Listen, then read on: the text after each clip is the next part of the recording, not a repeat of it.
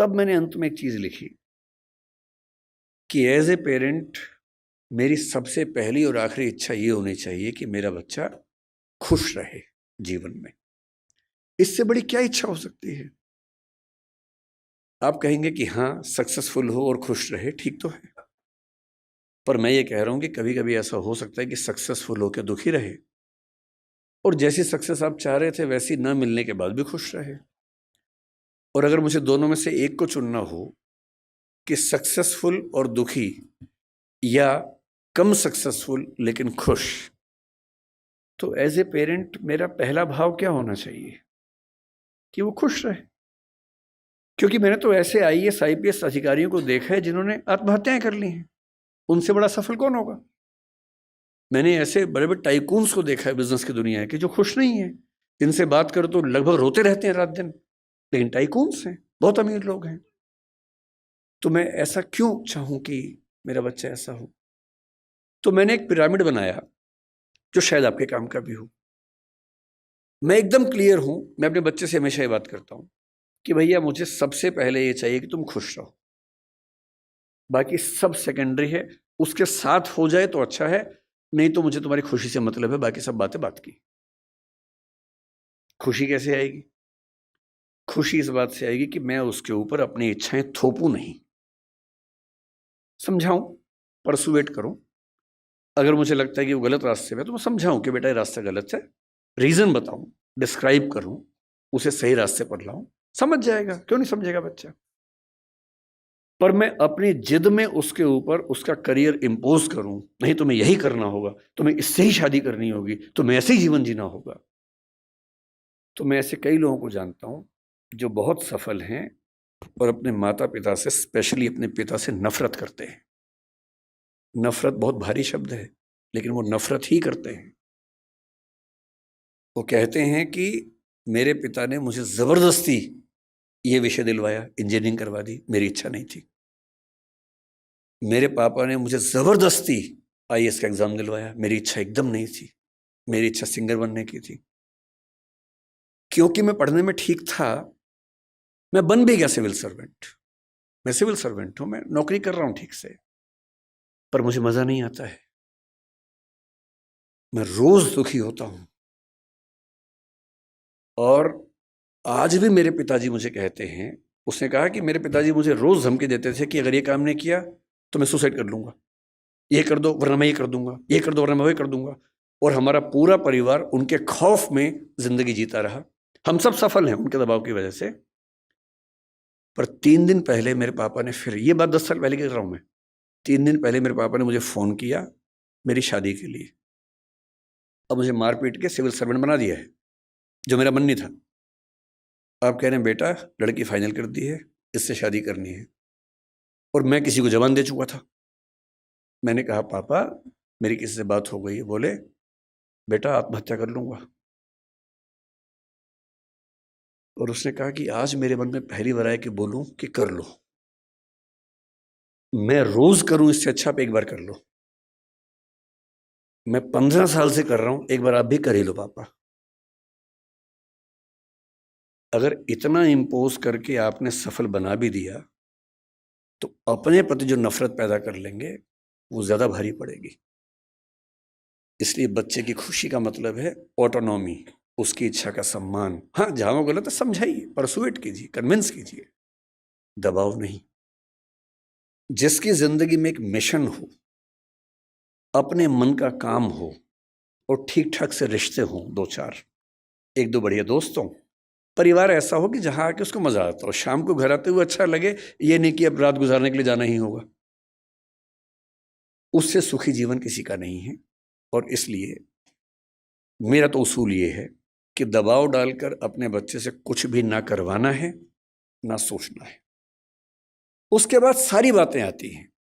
Number 2 पर मैं चाहता हूं कि मेरा बच्चा एक कायदे का इंसान बने, उसमें एम्पैथी हो, माँ बाप के संघर्षों को समझता हो, समाज को समझता हो, परिवार का महत्व समझे।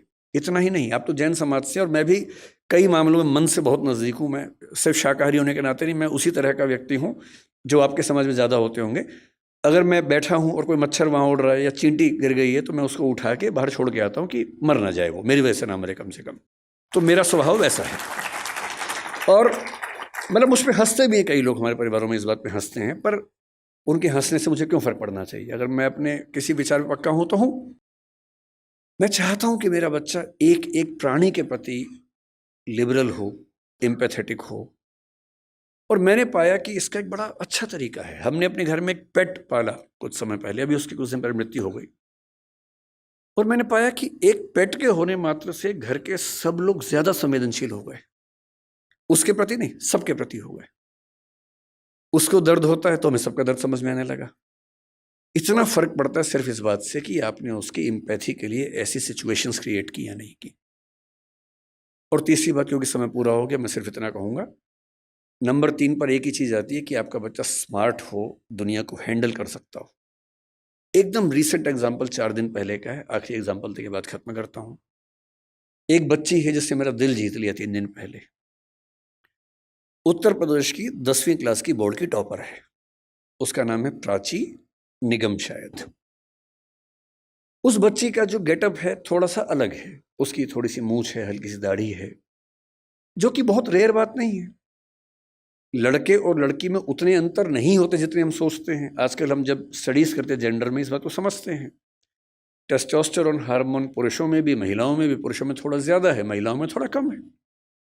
और यदि किसी महिला में थोड़ा सा ज्यादा हो जाए तो थोड़ा सा चेहरे पर बाल आ जाते हैं। हार्मोनल थेरेपी करवा लो तो ठीक हो जाता है, इतनी सी बात है। अब उस बच्ची को पढ़ने में बहुत मन लगता है। उत्तर प्रदेश बोर्ड का टॉपर होना मजाक नहीं होता है। उत्तर प्रदेश बोर्ड बहुत मुश्किल बोर्ड होता है। उसकी टॉपर है वो, पर उसे चेहरे पर थोड़े से बाल हैं। जब उसने टॉप किया, उसके इंटरव्यूज आए, और हमारे बदतमीज समाज ने, हमारे गंदे समाज ने उस बच्ची की मेहनत की तारीफ जितनी की, उससे ज्यादा उसके लुक्स को ट्रोल किया, गंदे गंदे कमेंट किए।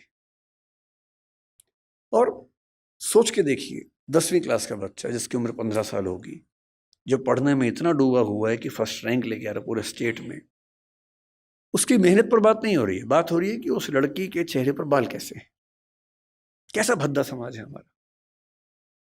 2 दिन बाद उसका फिर एक इंटरव्यू आया, और उसने इंटरव्यू में क्या कहा, थोड़ी दुखी आवाज में कहा कि इतनी ट्रोलिंग हुई, मुझे, मेरा मन करता है काश मैं टॉप ना करती। ये हमारे समाज के मुंह पे थप्पड़ है, तेज थप्पड़ है, जो लगना भी चाहिए। लेकिन जो मैं आखिरी बात आपसे कह रहा हूं वो इसके बाद की है। उसके 2 दिन बाद फिर उसका एक इंटरव्यू आया, जो मैंने कल देखा, और उसने कहा कि ट्रोलिंग हुई बहुत, लेकिन मुझे खास फर्क नहीं पड़ रहा, मैं ठीक हूं। इसी बहाने फेमस भी हो गई। और रही बात इसकी, तो ये तो जब चाहूंगी ठीक कर लूंगी, इसमें ऐसी कौन सी बात है। सोशल मीडिया की एंजाइटी हमारे दौर के सबसे बड़े खतरों में से एक है। बच्चे फोटो डालते हैं, लाइक कम आते हैं, एंजाइटी हो जाती है।